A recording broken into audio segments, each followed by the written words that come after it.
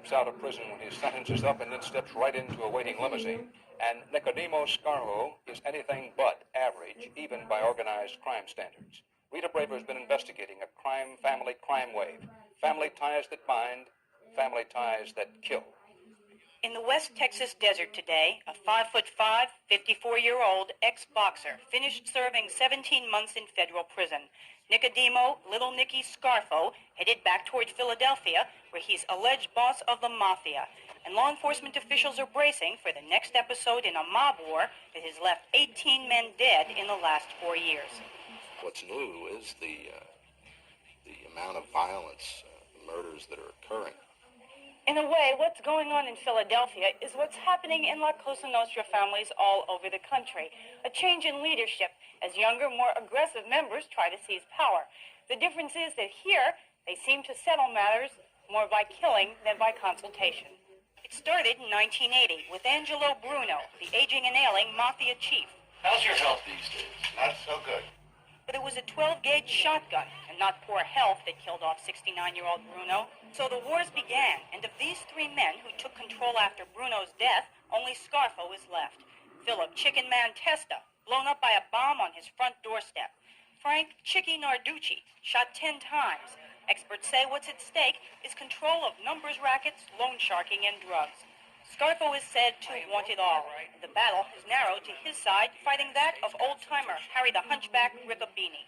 Two of Riccobini's relatives found dead just last month. Scarfo appears to be winning. Now that he's out of jail... As far as the murders, I think it's a matter of when they feel they've accomplished their ends. That particular problem with the other faction will cease. There will be a close watch on what happens when little Nicky returns to the house he shares with his mom. The attention is not welcome. Leave us alone. We're not bothering nobody. Leave us alone. But law enforcement officials are not likely to let that happen. Rita Braver, CBS News. A man reputed to be one of the most powerful mobsters in the East was accused in court today of ordering killing after killing, accused by one of his own crime captains. Anthony Mason is on the case. Federal investigators say that since 1981, Nicodemo Little Nicky Scarfo has reigned over Philadelphia and Atlantic City as one of the nation's most violent mafia bosses. But the reputed Scarfo crime family may be about to crumble from within. Scarfo and a group of alleged underlings were rounded up on racketeering charges in November, and one member, Thomas Del Giorno, a capo or captain in the crime family, has made a deal with authorities. He was in a position as capo to intimately know what Mr. Scarfo was doing, why he was doing it. Today in federal court, Thomas Del Giorno broke the mafia's vow of silence and testified that Nicodemo Scarfo is not only boss of the Philadelphia family, but that he has repeatedly ordered murders to maintain his power. He is the only one who can okay the crime of murder, Del Giorno said, and went on to list 14 hits ordered by his boss. Among them, Frankie Stale Stilatano, found stuffed in a car trunk in 1981. Frankie Flowers Delfonso, shot 10 times in 1985. It would appear that this individual was eliminated. Robert Riccobini, murdered in 1983. He was shot in the back of the head, apparently with a shotgun. The Riccobini faction had been feuding with Scarfo for years.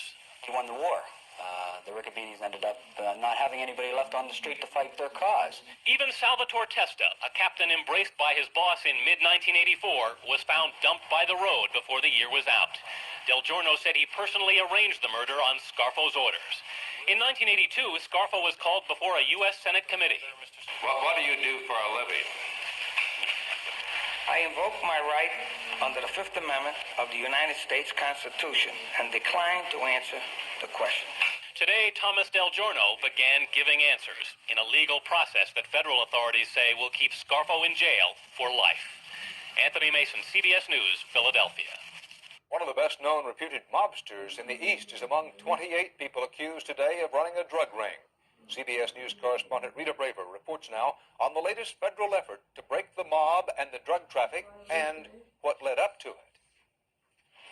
Early today, federal drug agents in Philadelphia moved with speed to round up a network that allegedly dealt in speed.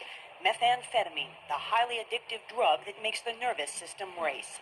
A 46-count federal indictment charges that since 1983, the Philadelphia mob family, reputedly run by Nicodemo Little Nicky Scarfo, controlled production and distribution of speed in Philadelphia, even import of P2P, the base chemical used to make the drug. The indictment alleges that approximately 200 gallons of P2P were imported from Germany and from Belgium, hidden in air compressors and barbecue grills.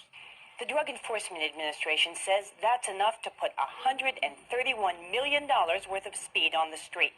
And cracking an organization that powerful took a special set of circumstances. A big break came last July at the federal penitentiary in Lewisburg, Pennsylvania. Inmate Steve Vento, a Scarfo family associate and major speed dealer, planned a prison break. This videotape, broadcast today for the first time, shows the helicopter Vento hired to swoop into prison grounds and spring him and a friend. But Vento had been set up by federal agents. Once caught in the escape attempt, he became an informant against the Scarfo gang. A few months later, this top Scarfo soldier, shown here on the surveillance tape with his boss, also became a government informant, as did a Scarfo lieutenant. They were both afraid of little Nicky.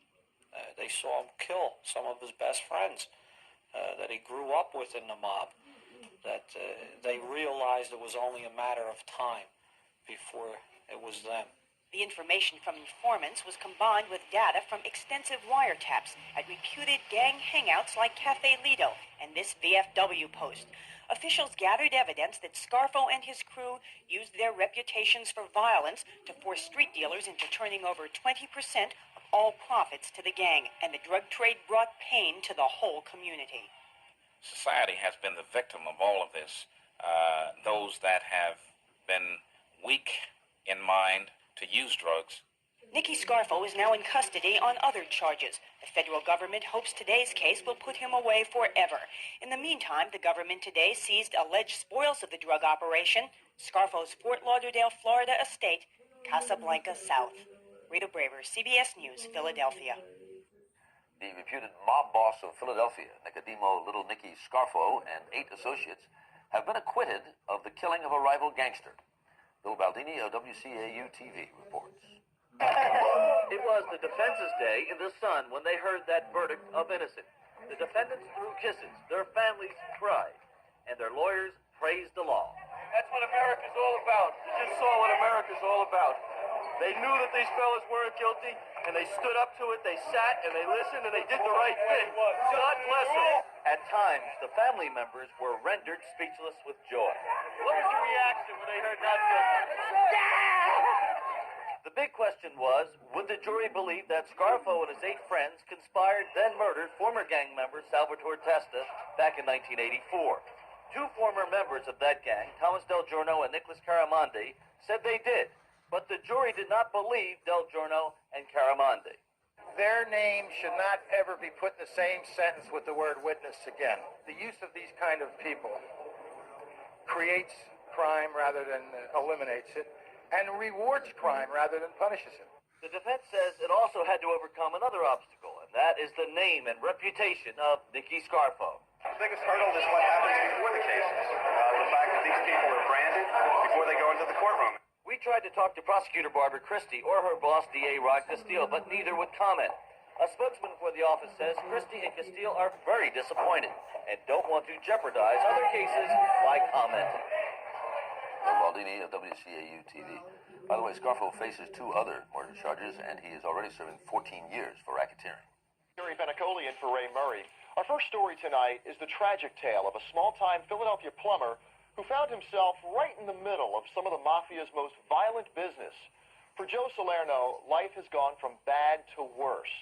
And as he tells Ray Murray, even today, with alleged mob boss Nicodemo Scarfo in jail and constant FBI protection, this plumber from South Philly still finds it hard to sleep at night. I moved 30 or 40 times in 10 years.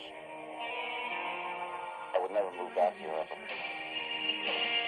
This area, my hometown.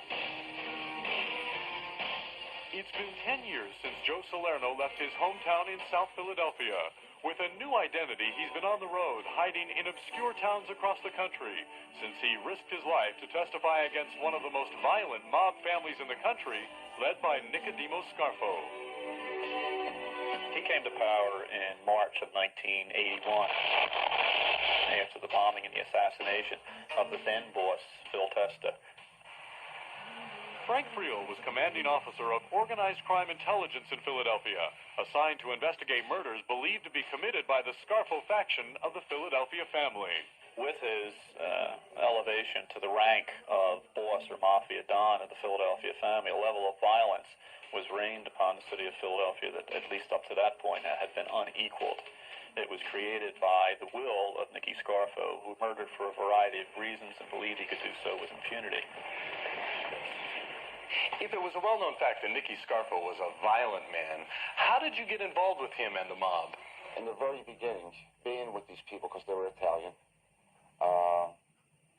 I looked at these people as being, don't forget, I came from Brigantine, okay? I was plumbing business there, basically Irish-American, okay? I have problems with the wife and stuff, so my own people I says I want to stay with.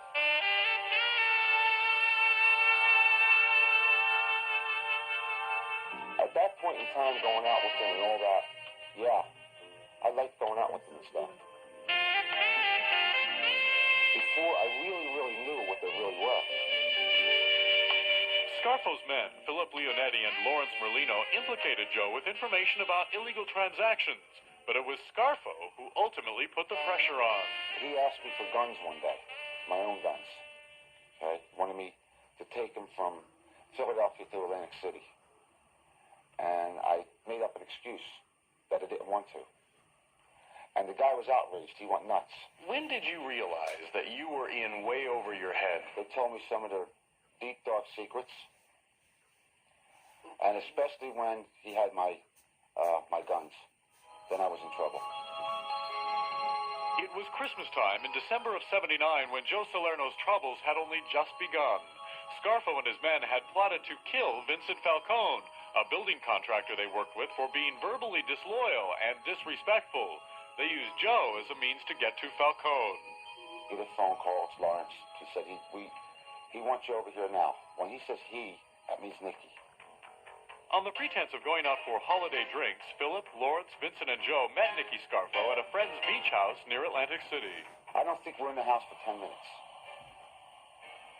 And all of a sudden, Philip Leonetti, comes in front of me, stretches his hand out, or whatever, and he's got a gun in the back of this guy's head and fires it. So, Scarfo gets up off the couch, comes up to me, grabs me by my arm, he says, "You okay?" I says, "I'm all right." What was I going to say? He says, "You're one of us now." Joe was in shock when he drove back to his home.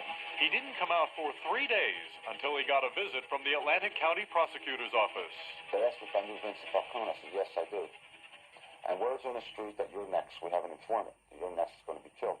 So I told them, I said, "I know everything that happened." And it's just like, what? I said, "I know what happened to Vincent Falcone." When Joe Salerno agreed to testify against Scarfo and his men for the murder of Vincent Falcone, the jury didn't believe him, and they were found not guilty. Thank God for the American jury system. An honest jury. After you testified and they were acquitted, did you feel safe in the witness protection program? I was paranoid.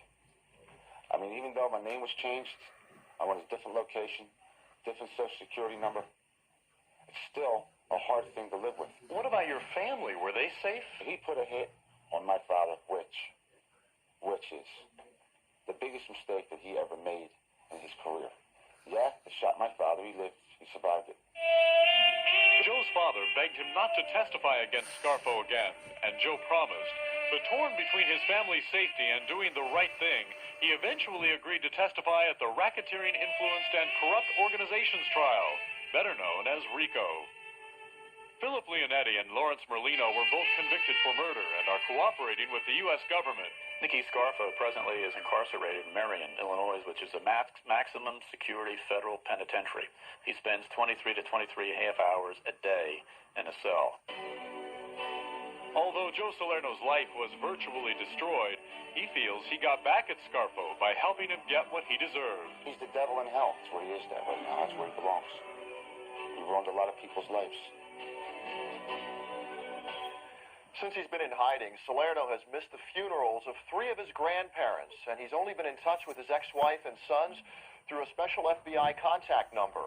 Salerno has written a book called The Plumber about his experiences with the mob. He says all the money he makes from the book is earmarked for his sons, since he's convinced he won't be able to share their future. And South Jersey, Philadelphia area crime boss Nicodemo Scarfo and 9 other associates today lost a Supreme Court appeal aimed at overturning their racketeering convictions.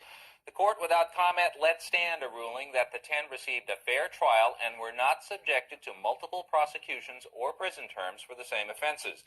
Scarfo was serving life in prison for a murder conviction, along with a 55-year sentence for racketeering, 14 years for conspiring to extort $1 million from developer Willard Rouse.